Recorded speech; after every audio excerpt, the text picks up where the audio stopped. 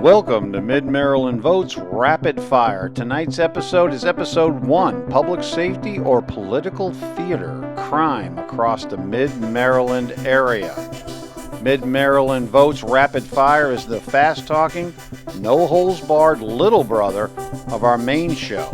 It's kind of like Mid-Maryland Votes, but with less patience, more attitude, and zero time for political theater. And now, here's your host. Thank you for joining us tonight. My name is Mark Flynn, and I am your host. You know, in Hagerstown, someone's car just got broken into. Down in Frederick, somebody just overdosed on drugs behind the sheets, and if it's lucky, it'll be on page 3 of the FNP. And in both cities, dedicated police and law enforcement officials are doing everything they can to keep communities safe, often with one hand tied behind their back. Let's talk about crime in the Mid-Maryland area and the growing tension around immigration. Because depending on who you talk to, we're either on the upswing or we're headed into the abyss. Hagerstown's got a population of 44,000 people.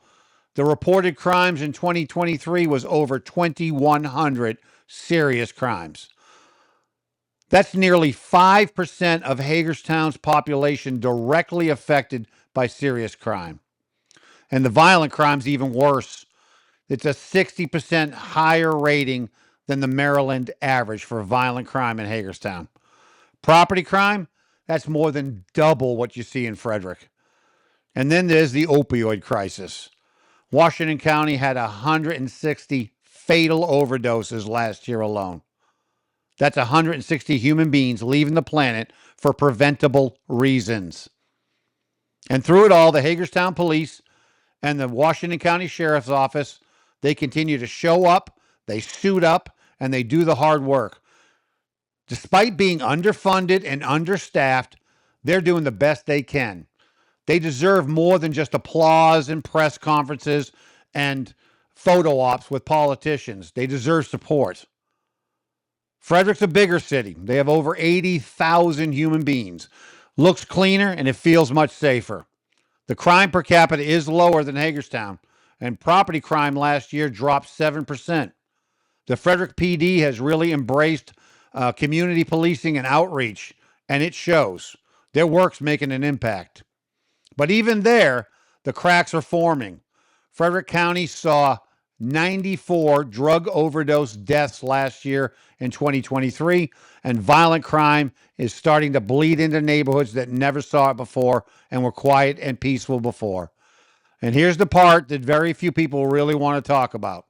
Frederick County has quietly become a haven for undocumented immigrants.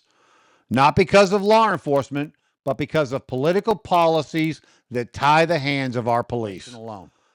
Meanwhile, cases tied to gang activity and trafficking ticked up across all of central Mid-Maryland. And while many stayed silent, Sheriff Chuck Jenkins didn't. He's tough, he's experienced, and he's grounded in law enforcement and law and order. He's not playing politics. He's trying to hold the line, and too often he's doing it alone. He and his deputies are working without the full support that they need, caught between public safety and political agendas.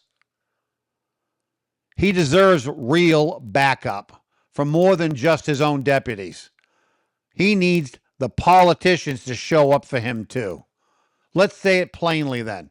The problem isn't our cops, guys. It's not Washington County Sheriff. It's not Hagerstown Police, Frederick City Police, or Frederick County Sheriff's Office. These men and women are professionals. They're exhausted, though, and they're still standing, still patrolling, still showing up when we need them. But public safety doesn't operate in a vacuum.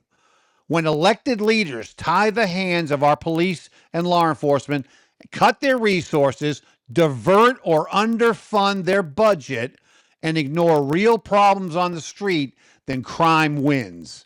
And when crime wins, communities lose. Hey, look, I'm not bashing our politicians and our community leaders. I understand that those are tough jobs to have. But regardless of your political affiliation, Democrat, Republican, or Independent, our leaders need to support our law enforcement professionals. 100%. And then they need to stay the heck out of the way. Mind your business. Politicians, fund and support your police departments. That's your business. And then stay in your own lane. Because behind every crime, every stat is a person. It's a victim. It's a family. It's a neighborhood that deserves better. Hey, this has been Mid-Maryland Votes Rapid Fire. Thank you for joining us. If you like what you heard or if you enjoyed the show, like, comment, and follow us. We'll be back for more rapid fire takes on the Mid-Maryland area for you to enjoy. Thanks for listening to Rapid Fire. Drop a comment, leave a review, and who knows, I might read yours on the next episode. For deeper dives and full interviews, check out our parent show, Mid-Maryland Votes. Hopefully we'll see you the next time around. Oh, and share the podcast. Who knows, some other knucklehead might enjoy it as well. Have a great day.